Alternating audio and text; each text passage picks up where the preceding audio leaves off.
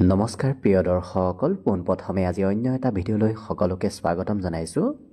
আজি আমি আপোনালোকক নৱেম্বৰ মাহৰ ৰাশিফলৰ বিষয়ে জনাম। নৱেম্বৰ মাহটো যিহেতু ধন সম্পত্তিৰ কাৰক গ্ৰহ শুক্ৰ গ্ৰহ স্বগৃহী হৈ নিজৰ ঘৰত প্ৰৱেশ কৰিব, গতিকে এই স্বগৃহী শুক্ৰ গ্ৰহই মালব্য নামৰ মহাপুৰুষ ৰাজযোগৰো সৃষ্টি কৰিছে। গতিকে এই ৰাজযোগে আপোনাৰ ৰাশিৰ ওপৰত কেনেধৰণৰ ফলাফল এইটো মাহত প্ৰদান কৰিব সেই বিষয়ে জানিবলৈ ভিডিঅ'টো শেষলৈকে চাই থাকিব। বিশেষকৈ আৰ্থিক ক্ষেত্ৰত এই মাহত শুক্ৰ গ্ৰহৰ এক বিশেষ পৰিৱৰ্তন আপোনালোকে লক্ষ্য কৰিব। আজি অৱশ্যে আমি আপোনালোকক কন্যা ৰাশিৰ ব্যক্তিসকলৰ বিষয়ে জনাম। কন্যা ৰাশিৰ ব্যক্তিসকলৰ এই মাহটো কেনেদৰে পাৰ হ'ব, কি শুভ পৰিৱৰ্তন এই মাহত আপোনালোকে দেখিবলৈ পাব সেই বিষয়ে আজিৰ ভিডিঅ'ত জানিব পাৰিব। অৱশ্যে ভিডিঅ'টো আৰম্ভ কৰাৰ পূৰ্বে আপোনালোকলৈ এটা বিশেষ অনুৰোধ যে ভিডিঅ'টোত এটা লাইক কৰিব, আৰু যদি প্ৰথমবাৰৰ বাবে এই চেনেলটোলৈ আহিছে তেতিয়াহ'লে চেনেলটো ছাবস্ক্ৰাইব কৰি কমেণ্ট বক্সত জয় মা লক্ষ্মী লিখিবলৈ একেবাৰে নাপাহৰিব। এইবাৰ নৱেম্বৰ মাহটো কন্যা ৰাশিৰ ব্যক্তিসকলৰ বাবে অতি শুভ মাহ হিচাপে পৰিগণিত হ'ব গৈ আছে, কাৰণ নৱেম্বৰ মাহত আপোনাৰ ভাগ্যৰ স্থানৰ অধিপতি শুক্ৰ গ্ৰহ ধনস্থানত প্ৰৱেশ কৰিছে, যাৰ ফলত আপোনাৰ এই সম্পূৰ্ণ নৱেম্বৰ মাহটোত আৰ্থিক স্থিতিত এক বিশেষ পৰিৱৰ্তন আহিব। আপোনাৰ ভাগ্যৰে আপোনাৰ হাতত ধন আগমন হ'ব, ধন সঞ্চয়ো আপোনাৰ হোৱা দেখা যাব। গতিকে আৰ্থিক ক্ষেত্ৰৰ সমস্যাবোৰ এই মাহত পৰিৱৰ্তন হোৱা পৰিলক্ষিত হ'ব। বিশেষকৈ শুক্ৰ গ্ৰহ যিহেতু ধনৰ স্থানত স্বগৃহী হ'ব গৈ আছে, গতিকে স্বগৃহী শুক্ৰ গ্ৰহৰ স্থিতি আপোনাৰ হাতত ধন টকা পইচাৰ সঞ্চয় বিশেষকৈ বৃদ্ধি কৰিব। আৰু যিহেতু চতুৰ্গ্ৰহী ৰাজযোগৰ সৃষ্টি আপোনাৰ ধনৰ স্থানত হৈছে, গতিকে একাধিক পথেৰে আপোনাৰ হাতলৈ ধন আহিব। সেই ধন আপুনি এই মাহত সঞ্চয়ো কৰিব পাৰিব। যিমান সঞ্চয় কৰাৰ আপুনি কথা ভাবি আছে সিমান আপুনি এই মাহত সঞ্চয় কৰিব পাৰিব। অকণমান অৱশ্যে খৰচ থাকিব, তথাপি সঞ্চয়ৰ পৰিমাণ বৃদ্ধিৰ যোগ পৰিলক্ষিত হৈছে। লগতে আপোনাৰ আৰ্থিক ক্ষেত্ৰত যদি কিবা বহুদিনৰ পৰিকল্পনা আছে, ভাবি থোৱা মনৰ পৰিকল্পনা আছে, সেই পৰিকল্পনাসমূহো এই মাহত কিছু অগ্ৰগতি সেই পৰিকল্পনাত আপুনি দেখিবলৈ পাব। কথা বতৰাৰে আনক প্ৰভাৱিত কৰিব পাৰিব। বিশেষকৈ আপুনি যিবোৰ কথা ক'ব সেই কথাবোৰে আনক প্ৰভাৱিত কৰি তুলিব।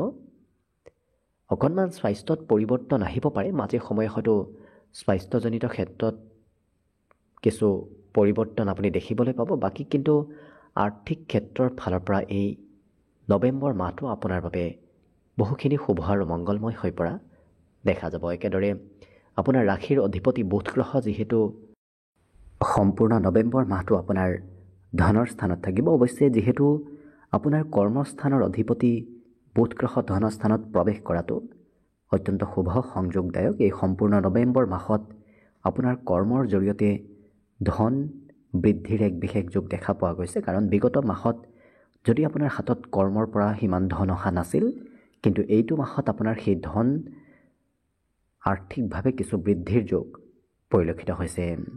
লগতে যিহেতু আপোনাৰ ৰাশিৰ অধিপতি, গতিকে ৰাশিৰ অধিপতি হোৱাৰ বাবে আপোনাৰ যেনেকৈ নহওক য'ৰ পৰা নহওক ধন উপাৰ্জন কৰিবলৈ এই মাহত মন যাব। গতিকে মনৰ পৰা এলেহুৱা ভাৱবোৰ দূৰ হ'ব, মনত কিছু ধন উপাৰ্জন কৰাৰ ইচ্ছাবোৰ এই মাহত বাঢ়িব।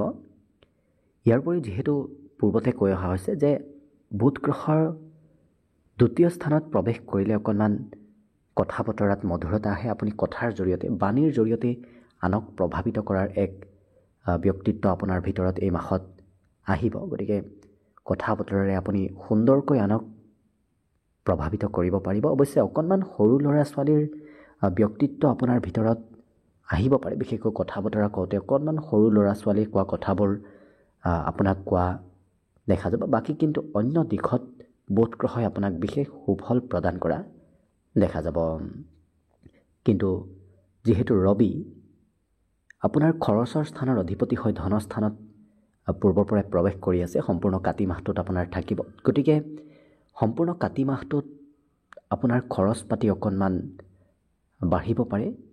আপুনি হাতত পোৱা ধনবোৰো অকণমান সোনকালে খৰচ কৰিব হয়তো বিচাৰিব পাৰে, যিহেতু নিচস্ত অৱস্থাত আছে। গতিকে যিমান পাৰে নিজৰ খৰচ পাতিত নিয়ন্ত্ৰণ কৰাৰ চেষ্টা কৰক, তেতিয়া দেখিব আপোনাৰ বাকী ক্ষেত্ৰত ধুনীয়াকৈ মাহটো পাৰ হ'ব। অকণমান স্বাস্থ্য পাতিৰ নামতো খৰচ হ'ব পাৰে, গতিকে খৰচত নিয়ন্ত্ৰণ ৰাখিব পাৰিলে দেখিব বাকী সকলো দিশত আপোনাৰ এই মাহটো ধুনীয়াকৈ পাৰ হ'ব। বিশেষকৈ মংগল গ্ৰহও যিহেতু আপোনাৰ দ্বিতীয় স্থানত থাকিব, গতিকে ক্ষিপ্ৰতাৰে ধন আগমনৰ সম্ভাৱনা পৰিলক্ষিত হৈছে। লগতে আপোনাৰ ভাগ্যৰে আপোনাৰ ভাতৃ ভগ্নীৰো কিছু আৰ্থিক স্থিতি পৰিৱৰ্তন হ'ব। গতিকে আপোনাৰ ভাগ্যৰে ভাতৃ ভগ্নীৰ হাতলৈও ধন আগমনৰ সম্ভাৱনা পৰিলক্ষিত হৈছে।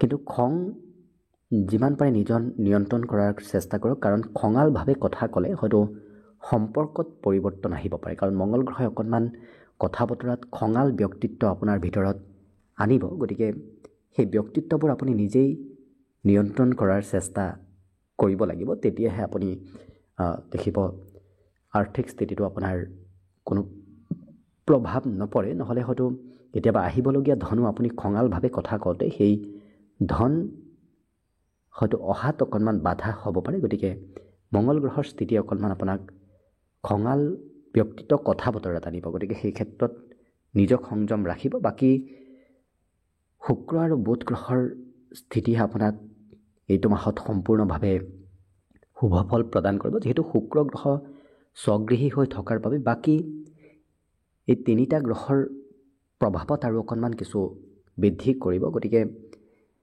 যিহেতু চতুৰ্গ্ৰহী ৰাজযোগ আপোনাৰ ধনস্থানত হৈছে, গতিকে আৰ্থিক স্থিতি বিশেষকৈ আৰ্থিক স্থিতিত এক বিশেষ সুফল আপুনি সম্পূৰ্ণ মাহটোত নিশ্চয় লাভ কৰিব। নৱেম্বৰ মাহত মালব্য নামৰ মহাপুৰুষ ৰাজযোগৰো শুক্ৰ গ্ৰহই সৃষ্টি কৰিছে। গতিকে ধন সম্পত্তিৰ কাৰক গ্ৰহ শুক্ৰ গ্ৰহৰ স্থিতি যিহেতু আপোনাৰ বাবে এই মাহটোত অতি শুভদায়ক, গতিকে এই মাহত আপুনি নিশ্চয় লক্ষ্য কৰিব আপোনাৰ আৰ্থিক ক্ষেত্ৰতে এক বিশেষ পৰিৱৰ্তন আপুনি দেখিবলৈ পাব। গতিকে আশা কৰিছোঁ নৱেম্বৰ মাহটোত যেন আপোনাৰ শুক্ৰ বুধ ৰবি আৰু মংগলৰ যি চতুৰ্গ্ৰহী ৰাজযোগ, সেই চতুৰ্গ্ৰহী ৰাজযোগৰ প্ৰভাৱ আপোনাৰ আৰ্থিক ক্ষেত্ৰত ভালদৰে আপুনি লাভ কৰক আৰু মা লক্ষ্মী দেৱীৰ কৃপা আপোনাৰ ওপৰত সদায় থাকক, তাৰেই কামনাৰে আজিৰ বাবে ভিডিঅ'টো ইমানতে সামৰণি মাৰিছোঁ। অৱশ্যে ভিডিঅ'টো সমাপ্ত কৰাৰ পূৰ্বে আপোনালোকলৈ এটা বিশেষ অনুৰোধ যে ভিডিঅ'টো যদি ভাল লাগে তেতিয়াহ'লে ভিডিঅ'টোত এটা লাইক কৰি কন্যা ৰাশিৰ ব্যক্তিসকলৰ সৈতে এই ভিডিঅ'টো শ্বেয়াৰ কৰিবলৈ একেবাৰে নাপাহৰিব। ধন্যবাদ।